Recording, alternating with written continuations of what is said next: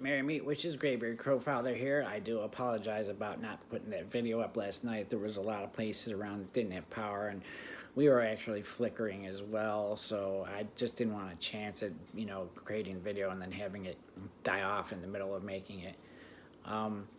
So, no lessons tonight. Just going to give a little bit of background and about myself, and then some, information that you're going to want to need or use down the future. So, my background was I grew up Protestant, and my parents did attend church, but not regularly. It was more intermittently, and I did actually end up having to go to Sunday school, but I hated that. It was so boring, and I just had no interest in learning about the Christian God and the Bible and blah blah blah. It drove me nuts. Uh, Growing up, I never really had any spiritual beliefs of my own. I didn't care to worship this or worship that. Didn't actually look into any religions at any point whatsoever. What I did end up doing though is my my church was nature. I would spend tons of time in the woods by myself and going in the creeks and playing catching snakes and crayfish and whatever animals I could find. I never did anything to them. I would always just look at them, examine them, check them out, thought they were cool, let them go, blah blah blah. I did that for a long time, and then around the age of 15, and this is 1985, so we're talking like pre-internet days. I was actually at a mall, and there was a Walden Bookstore, which is what the biggest chain of books was at the bookstores at the time was, as far as like corporate. They're long gone now, replaced by Barnes and Noble chain type. uh, I was heavily into science fiction fantasy. I read a lot of like the R.A. Salvatore and Dragonlancers and all that.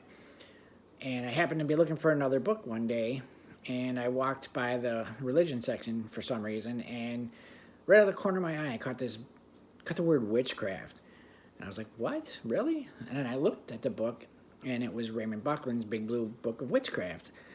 So fascinated, I actually grabbed it, started paging through it, and was totally, amazed that there were actually people that were witches and wrote and practiced this stuff. Well, I ended up buying the book, and I took it home and devoured it in 3 days. And then I wanted to learn more and more and more.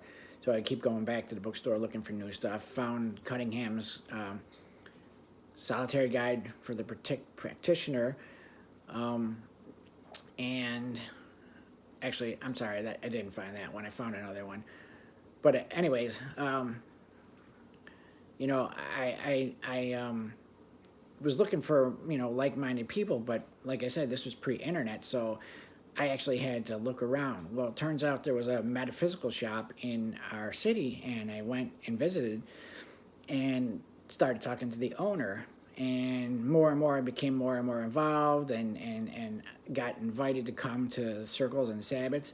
And over the course of the years, I actually ended up working my way up in the circle to pretty much the status of high priest. And then I ended up moving away for school, but kept in touch. And then after a few years, that circle, the coven, or excuse me, Circle of the Crimson Moon, ended up dissolving. So I was kind of out on my own again. And then after a few years of bopping around the country, I moved back to my hometown and found my final place where I'm at right now, and decided to put together another circle, group of like-minded people, Wiccans, witches, druids, Straga, etc., Native Americans even, who wanted a place that was, good for them to actually practice and be with like-minded people. And so that's where I'm at today, running our circle, all inclusive of, whatever and whoever's beliefs. I, just wanted to make something where somebody or everybody could feel that they belonged, and that's where it's at today. So, yep, a little bit of a history, going back, and really harder to do back then because of not having the internet. Nowadays, you've got, YouTube and TikTok and Instagram and Reddit and all kinds of resources that you can find all kinds of information and groups out there. The one that was actually one of the biggest factors of helping me get back into getting people together was Witchvox, because I actually had a ad up on Witchvox that a lot of people ended up finding and contacting me through. So that's how this whole circle came about, is me, advertising, hey, are you looking for Wiccans and witches to practice with? Contact me. But boom, sure enough, it blew up more than I could have ever expected. And to this day, I still have more and more people still contacting me about, joining this group.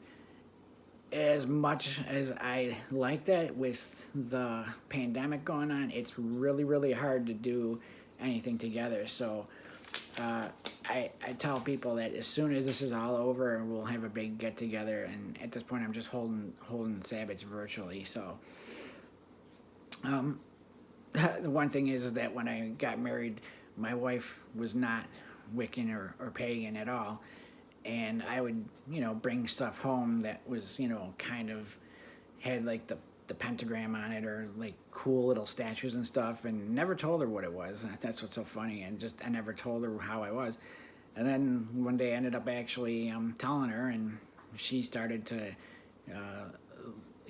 check it out more and more, and converted. So to this day, now my wife and I are pagans and Wiccans. When it comes to Wicca itself, or witchcraft, it should be all-inclusive. It should not matter what your race is. It should not matter what your creed is. It should not matter what your sexual presentation is. It should not matter what your beliefs are. If somebody is giving you grief about any of that, then that, in my opinion, is not a true Wiccan group. There should not be any, judgment or any, what's the word I'm looking for? Discrimination against anyone. People of all walks of life should be included, no matter what the case. I, myself, could care less if you are, African American or Asian. I could care less if you're LGBTQIA. I don't give a flying fart who you love or who you don't love.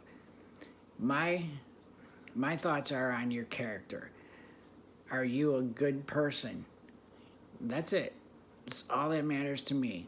Someone who cares much for us as we care for them, and that's my thoughts. Just be who you are, and as a Wiccan group or a pagan group, they should allow you to be who you are and not what they want you to be.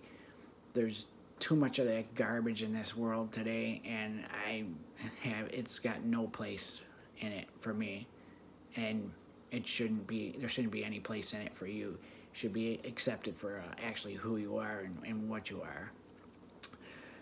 When it comes to actually, finding a group and learning, I would say go ahead and check out local metaphysical shops if you can. A lot of times they actually offer classes. I know, again, pandemic, so it's hard to do and maybe hard to do for a long time.